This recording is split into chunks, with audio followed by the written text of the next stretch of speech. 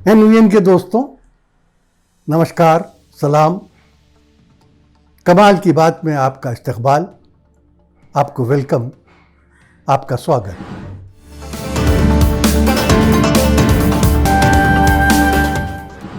दोस्तों, आज हम आपको पुरखों और बुजुर्गों की बताई हुई दो बातें याद दिलाना चाहते हैं।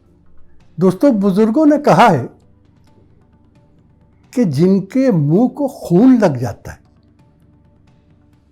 वो फिर खून के ऐसे प्यासे हो जाते हैं कि ये भी नहीं देखते कि जिसका वो खून पी रहे हैं वो उनका दोस्त है या दुश्मन। उन्हें तो बस खून चाहिए होता। दूसरी बात बुजुर्गों ने यह कही कि कभी कभी ऐसा भी होता है कि जो लोग जिनकी खुशामद करते हैं वही उन्हें जलील करते। जो लोग जिनके तलवे चाटते हैं वही उनको एक दिन ठोकर मारते। वो लोग जो किसी के आगे पालतू जानवर की तरह दुम हिलाते हैं वही लोग उन्हें धुतकारते। और हम आपको बुजुर्गों की इन बातों के सच्चे नमूने दिखाते हैं। देखिए, आप जानते हैं कि आज तक और एबीपी चैनल, ये दोनों चैनल गोदी मीडिया के क्लब के बड़े बड़े मेंबर हैं और ये जो करते हैं वो बताने की ज़रूरत नहीं। लेकिन करते तो ये हैं, मालिक लोग करते हैं, जो पॉलिसी बनाते हैं वो करते हैं। लेकिन उसका असर किस पर पड़ता है ये देखिए।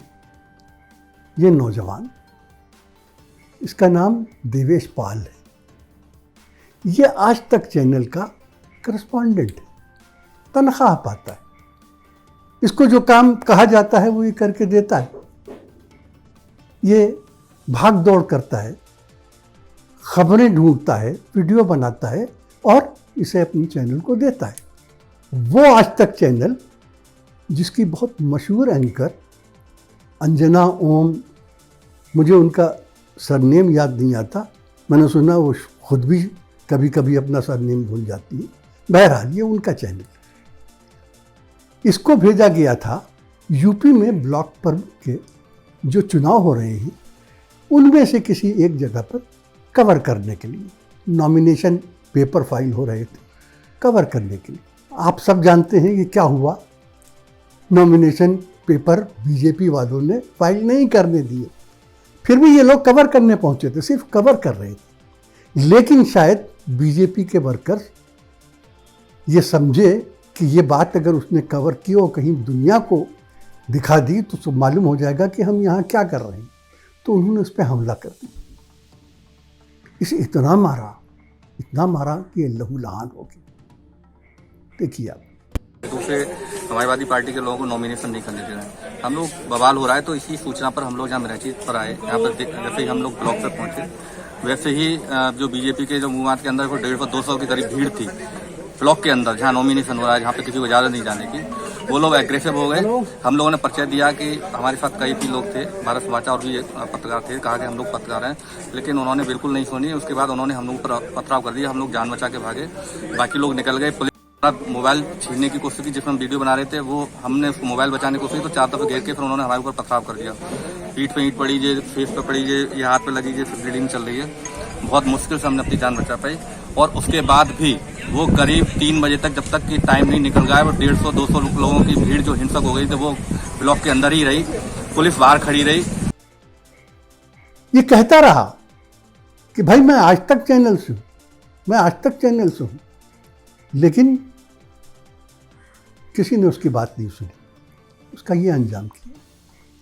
और इसके बाद ये तो जमा कर रहा था मटेरियल अंजना ओम पता नहीं क्या को देने के लिए कि आप हल्ला बोल प्रोग्राम करें। लेकिन उन्होंने इसकी इस हालत पर एक लफ्ज़ मुंह से नहीं निकाला, एक आवाज़ नहीं निकाली। शायद पश्चिमी बंगाल में इलेक्शन के बाद जो हिंसा और जो वायलेंस हुआ उसके ऊपर टीएमसी और ममता बनर्जी पर चीख चीख कर चिल्ला चिल्ला कर हल्ला बोलते हुए उनका गला इतना बैठ गया था कि इस वाक़े पे उनके मुँह से आवाज़ भी नहीं निकली। दूसरा, ये नौजवान नित्य मिश्रा, ये भी उसी देवेश पाल की तरह ये एबीपी न्यूज़ चैनल का करस्पॉन्डेंट है, वहाँ काम करता। वो एबीपी न्यूज़ चैनल जिस पे एक बहुत मशहूर एंकर बीबी रुबीना लियाकत है, उनकी भी आपने बड़ी धूम सुनी होगी। इसके साथ भी वही सलूक हुआ। ये भी कवर कर रहा था नॉमिनेशन को, ब्लॉक प्रमुख के इलेक्शन के, और इसके साथ भी इसका कैमरा तोड़ दिया गया, इसे मारा गया। इसको तो इतना मारा गया कि इसने ये कहा कि अगर वहाँ 2-1 लोग उसमें मेरे पहचान वाले न होते तो शायद मुझे मार डालते। ये हाल किया गया उसका, आप खुद ही देख लीजिए। इन लोगों ने हमला किया है, देखिए मेरे कितना मारा इन लोगों ने, मेरी एक आंख तक लाल हो गई है। पूरा लूट तंत्र अंदर मौजूद है वहां पर, पुलिस प्रशासन पूरा सही है। भाजपा कार्यकर्ता अंदर क्या कर रहे हैं, बाहर प्रत्याशी खड़े हुए हैं यहाँ पर, इनको नॉमिनेशन नहीं कराने दिया जा रहा है। इंस्पेक्टर खड़िया खड़े हुए हैं, बहुत दिलेर बनती है। पूरा देखिए ये सब चूड़ी पहन लो भाई मेरे। मैडम क्या हुआ आपके सामने अभी यहाँ पर? अभी क्या हुआ है? पत्रकार के साथ हाथापाई हुई है, आप क्या कर रहे थे यहाँ पर खड़े होके? मैडम यही मौजूद थे, पुलिस वाले सब मौजूद हैं। आप मैडम कुछ तो जवाब, ये दरोगा जी मौजूद है, देखिए अभी भी लोग खड़े हुए हैं।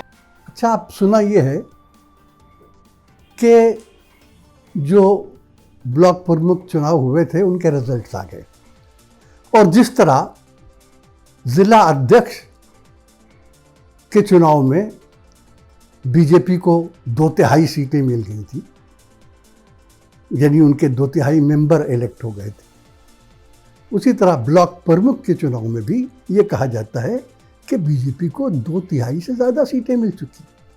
अब एक दिलचस्प बात सुनिए, ये जो इलेक्शंस होते हैं जिला अध्यक्ष के और ब्लॉक प्रमुख के, इसमें जनता हिस्सा नहीं लेती, जनता वोट नहीं देती। इसका मैकेनिज्म कुछ अलग होता है, दूसरा होता है, जानते हैं जानने वाले। इसमें जनता वोट नहीं देती, जनता वोट देती है किसमें? पंचायत इलेक्शन में। और यूपी के पंचायत इलेक्शन में जनता ने वोट दिया, उसके भी रिजल्ट आ गए। उसका रिजल्ट यह आया कि independent number 1, Samajwadi party number 2 और भारतीय जनता पार्टी नंबर 3। तो उस दाग को धोने के लिए सारी मेहनत की गई। लेकिन मज़ा ये है कि इस इलेक्शन में चूंकि पार्टी की बुनियाद पे नहीं होता, कोई कैंडिडेट भी कह सकता है कि मेरा उस पार्टी से ताल्लुक़ है, और कोई भी पार्टी कह सकती है कि ये उम्मीदवार उसकी पार्टी का है। लेकिन ये बड़ी आसानी से आज जिस पार्टी की हुकूमत है उसके वफादार हैं। कल अगर गवर्नमेंट बन गई तो जो पार्टी हुकूमत में आएगी ये उसके वफादार हो जाएंगे। तो इसके लिए इतनी आपाधापी, इतना धौल धप्पा, इतनी मारपीट, इतना हंगामा, ये सब करने की क्या ज़रूरत थी? अरे कहाँ तक पहुँच गए देखिए। वो औरत, वो नारी जो अपना नॉमिनेशन करने आ रही थी, समाजवादी पार्टी की थी, उसका चीर हरण हुआ, उसकी साड़ी खींच दी गई, उसका ब्लाउज फाड़ दिया गया। हम कल पर्चा भरने गए हुए थे, तभी मेरा पर्चा फाड़ दिया गया और झगड़ा हुआ। मेरी बैग छीन ली, उसमें मेरे पैसे थे और जेवर था, बोले कि पर्चा फाड़ के फेंक दिया और मेरी साड़ी खींची, ब्लाउज फाड़ दिया। भाजपा के लोग थे, रेखा वर्मा के। पुलिस खड़ी रही पर मेरे साथ कुछ नहीं किया, कोई भी, इतनी पुलिस थी, किसी ने नहीं बोला कि ये महिला के ऊपर क्या हादसा हो रहा है। मुझको गेट के अंदर घुसने ही नहीं दिया, हमको गेट के बाहर फेंक दिया। वो लोग, रेखा वर्मा सांसद के लोगों ने, गुंडों ने मेरी साड़ी खींच ली। ये कहाँ पे हुआ और पुलिस थी आपके? बहुत सारी थी पुलिस। अजय कुमार बिष्ट उर्फ योगी आदित्यनाथ जी, ये वाक़या तो हमने महाभारत टीवी सीरियल में देखा था। ये वाक़या तो द्रौपदी के साथ हुआ था। इस काम को करने वाले तो दुशासन और दुर्योधन थे। आप ये बताइए, हम इन लोगों को, जो आपके लोग थे, इनको किस नाम से पुकारें? और एक बात आपको और बता दें ये सब क्यों हुआ, ये सब क्यों किया गया। पहली बात तो बहुत साफ है कि जो पंचायत के इलेक्शन में हार हुई उसको उसका दाग धोने के लिए ये सब कोशिशें हो रही। दूसरी वजह क्या है, ये तमाम ताकत दिखाने की वजह क्या है। दूसरी वजह ये है दोस्तों कि भारतीय जनता पार्टी और अजय कुमार बिष्ट उर्फ योगी आदित्यनाथ दीवार पर लिखी हुई लिखाई को पढ़ चुके हैं और दीवार पर लिखी हुई लिखाई को ये अपने घमंड और अपनी ताकत से नाखूनों से खुरच के मिटाना चाहते हैं। हम आपको और उनको भी एक बात बता दें कि ये कोशिश जिसने भी की उनके नाखून टूट गए, दीवार पर लिखी लिखाई नहीं मिटी और नहीं मिटेगी। तो आज बात यहीं ख़त्म करते हैं दोस्तों, फिर मिलेंगे। तब तक के लिए हसन कमाल, आज़म शहाब, डॉक्टर सलीम और फैसल सैयद को इजाज़त दीजिए। जय हिंद, खुदा हाफिज़।